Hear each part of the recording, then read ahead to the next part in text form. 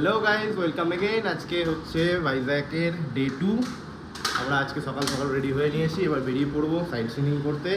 কী কী site scene আছে সেটা তো দেখতেই পাবে।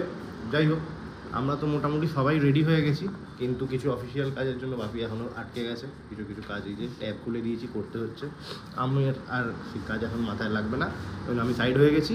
যাই হোক, এ দেখো আমাদের এই যে এখান থেকে সি ভিউটা নিচ্ছে এরা দাঁড়িয়ে দাঁড়িয়ে। যাই হোক, ঠিক আছে, বেরিয়ে পড়বো এবার। আমাদের গাড়ি অলরেডি এসে গেছে, চলো দেখাচ্ছি প্রথম কোথায় যাই। এই যে তখন দেখলে বাপি কাজ করছে, এই যে এবার ইনি বসে পড়েছেন কাজ করতে।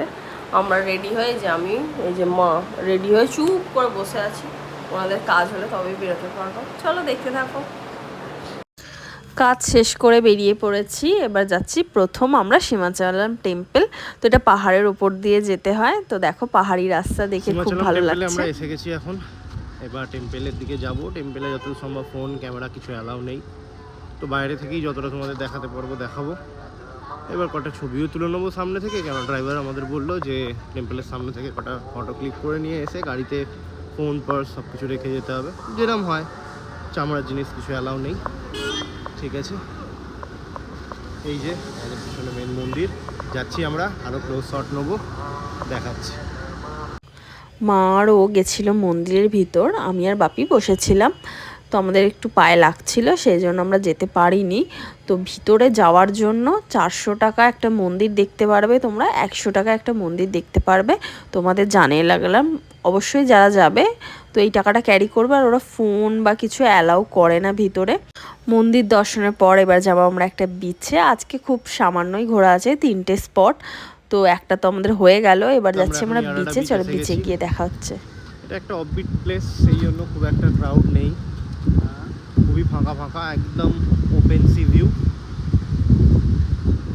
দেখি নিচের দিকে নামি, আজকে প্রচণ্ড রোদ, দাঁড়ানো যাচ্ছে না। কিন্তু সমুদ্রের পাড়ে এলেই এই ঠান্ডা হাওয়াটার জন্য আর রোদটা গায়ে লাগে না।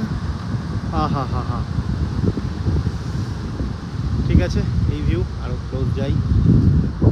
নিচের ধারে একটা হেভি সুন্দর সেট করা আছে, একটা না অনেকগুলোই সেট করা আছে, বেশ ভালো লাগছে বসে, সুন্দর হাওয়া লাগছে। এই যে সবাই বসে গেছি এখানে, সেট করা আছে এরকম ঘরের, আর অসাধারণ লাগছে। একটু রোদের তাপ লাগছে না, আর কন্টিনিউ হাওয়া, অফ অ্যামেজিং।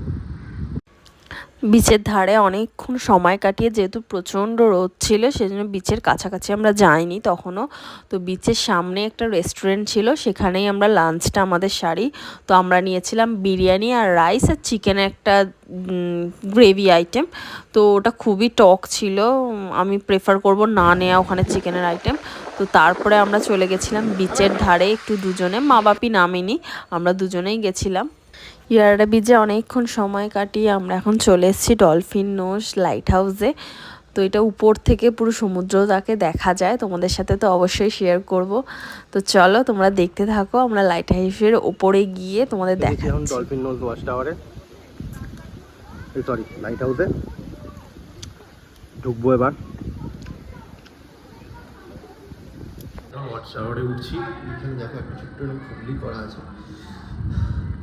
অনেকটা উঁচু, আর সিঁড়িগুলো খুব হাইট, উঠতে উঠতে হাঁপিয়ে গেছি। এই যে ও পিছনে উঠছে, উঠে ভিউটা দেখাচ্ছি। ওয়াচ টাওয়ার থেকে উপরে উঠে পড়েছি, তো হেভি ভালোই লাগলো। এই যে তার ভিউটা, সবাই এখানেই দাঁড়িয়ে আছে দেখছে, দারুণ হাওয়া, আর ভিউটা তো ব্যাপক লাগছে।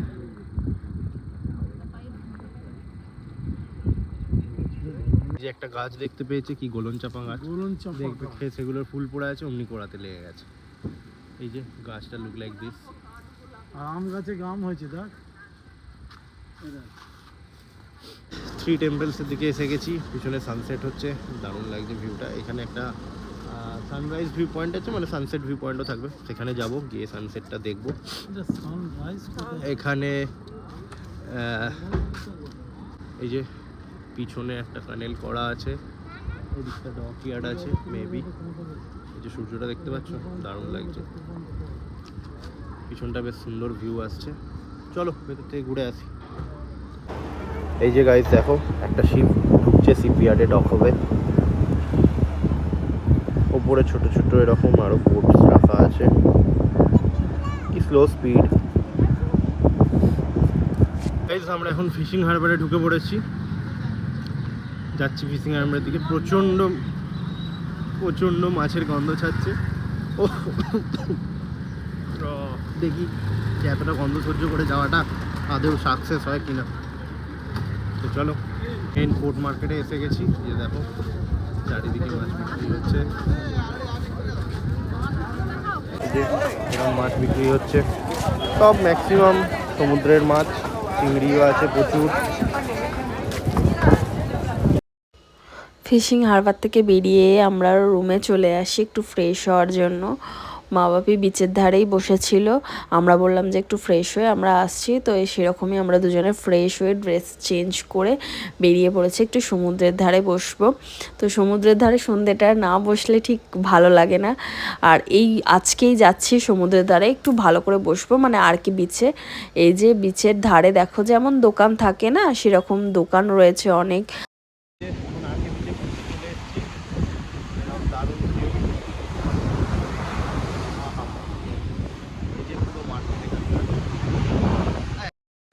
সমুদ্রের ধারে এসে নিয়ে নিয়েছি ঝালমুড়ি। তো ঝালমুড়ি খেতে খেতে তো দারুণ সমুদ্রটা এনজয় করলাম। এখন এসে গেছি ডিনার করতে। তো ডিনারে তো একটা বাঙালি রেস্টুরেন্ট আমরা পেয়েছিলাম ওখানে ভাইজ্যাকে, তো খুব ভালো। আর কে বিচের সামনেই আছে সোনার বাংলা, তোমরা খুঁজে গেলে খেতে পারো, ভালো খাবার দাবার বাঙালি একদম। তো আজকের মতন এখানেই ভ্লগটা শেষ করছি, দেখা হচ্ছে আবার ভাইজ্যাক ডে 3-তে। টাটা।